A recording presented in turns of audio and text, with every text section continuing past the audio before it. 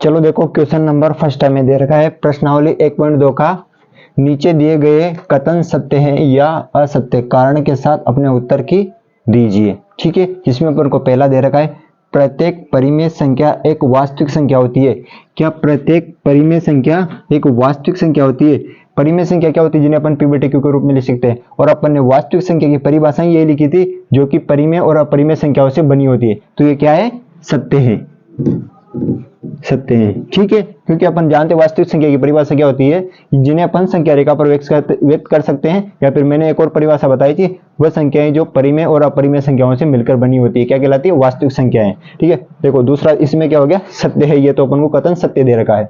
दूसरा क्या दे रखा है? संख्या रेखा का प्रत्येक बिंदु √m के रूप का होता है, जहां m क्या है? एक प्राकृत संख्या है। प्राकृत संख्या क्या होती है? 1 से लगाकर अनंत तक। अब संख्या रेखा पर तो क्या अपन प्रत्येक संख्या को व्यक्त कर सकते हैं। अब √m का मतलब है, यानी कि अब कोई भी संख्या है संख्या रेखा पर √m के रूप की लिख सकते हैं क्या? नहीं लिख सकते हैं, क्योंकि देखो अगर m की जगह मैं 5 रख दूंगा तो √5, तो संख्या रेखा पर √5 तो है, लेकिन इसका निर्धारण नहीं होगा। ठीक है, तो यहाँ पे निर्धारण हो जाएगा, लेकिन इसको √m के रूप में प्रत्येक संख्या को नहीं लिख सकते अपन, क्योंकि √2 देखो 4 को तो लिख सकते हैं, m की जगह 4 रखकर, ताकि ये बाहर निकल जाएगा, लेकिन और बाकी संख्या को नहीं लिख सकते हैं। तो ये क्या हो जाएगा? असत्य। ठीक है, तो ये हो गया असत्य। और ये देखो अगला दे रखा है तीसरा, प्रत्येक वास्तविक संख्या एक अपरिमेय संख्या होती है। क्या प्रत्येक वास्तविक संख्या अपरिमेय संख्या होती है? यह भी असत्य है, क्योंकि अपरिमेय संख्या वास्तविक संख्या हो सकती है, लेकिन प्रत्येक वास्तविक संख्या अपरिमेय संख्या नहीं हो सकती। तो यह भी क्या हो गया अपने? असत्य। ठीक है, तो देखो पहला क्वेश्चन का आंसर क्या है? प्रत्येक परिमेय संख्या एक वास्तविक संख्या होती है। हाँ बिल्कुल होती है, तो इसका क्या हो गया? सत्य। और दूसरा क्या है? संख्या रेखा का प्रत्येक बिंदु √m के रूप का होता है, जहां m एक प्राकृत संख्या है, तो नहीं होता है, तो क्या लिख देंगे? असत्य। और प्रत्येक वास्तविक संख्या एक अपरिमेय संख्या होती है, तो क्या? नहीं होती है। ठीक है, तो क्या? असत्य।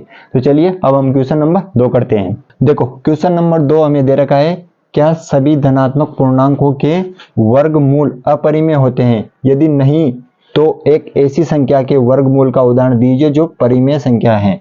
ठीक है, अपन से क्या पूछा है? क्या सभी धनात्मक पूर्णांकों के वर्गमूल अपरिमेय होते हैं? तो क्या होते हैं? नहीं होते हैं। तो इसका आंसर क्या होगा? नहीं, नहीं।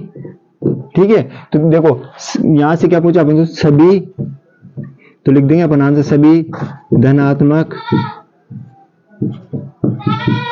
पूर्णांकों के वर्गमूल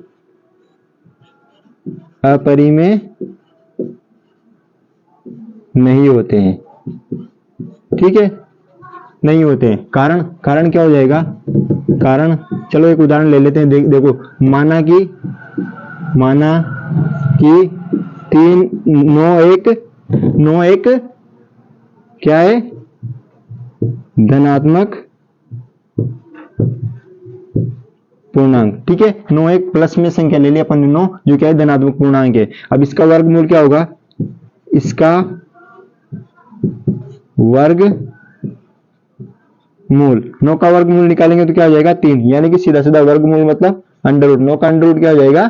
3। तो 3 एक क्या है? परिमेय संख्या है, परिमेय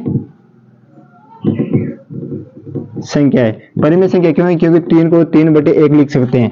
देखो p बटे q के रूप में लिख दिया अपन से। तो क्वेश्चन में ये पूछा था एक ऐसी संख्या वर्गमूल का उदाहरण दीजिए जो कि परिमेय संख्या है, तो अपन ने क्या ले लिया? 9 एक ऐसी धनात्मक पूर्णांक ले लिया जो कि इसका वर्गमूल क्या है? 3, जो कि एक क्या है?